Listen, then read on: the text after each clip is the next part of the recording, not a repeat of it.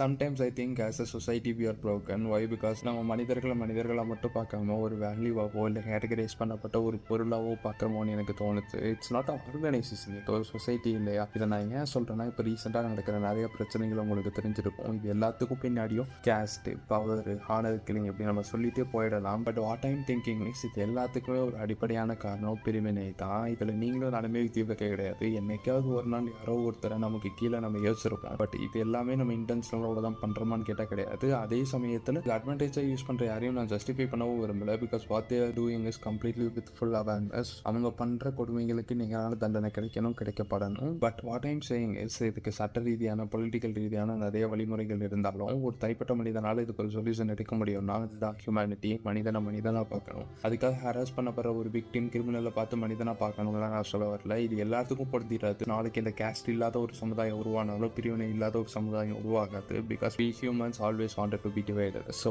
இதை தடுக்கணும் அப்படின்னா எனக்கு பர்சனலாக தோணுது ஹியூமனிட்டி தான். எனக்குன்னு மட்டும் இல்லை, இதுக்கு முன்னாடியே தனிப்பட்ட ஒரு மனித உரிமைக்காக போகிறேன்னு நிறைய தலைவர்கள் உலகத்தில் இதை தான் சொல்லியிருக்காங்க, ஹியூமனிட்டி. பட் இதுதான் ஒன்லி சொல்யூஷனாக இருக்குமான்னு எனக்குமே தெரியல. நான் முன்னாடியே சொன்ன மாதிரி as a society we are broken. இதிலிருந்து நம்ம வெளியில் வந்து தான் ஆகணும். அது எப்படி வரப்போகிறோன்னு எனக்கு தெரியல. ஸோ எனக்கு ஹியூமனிட்டின்னு தோணுது. உங்களுக்கு என்ன தோணுதுன்னு கமெண்ட்டில் சொல்லுங்கள். Will figure it.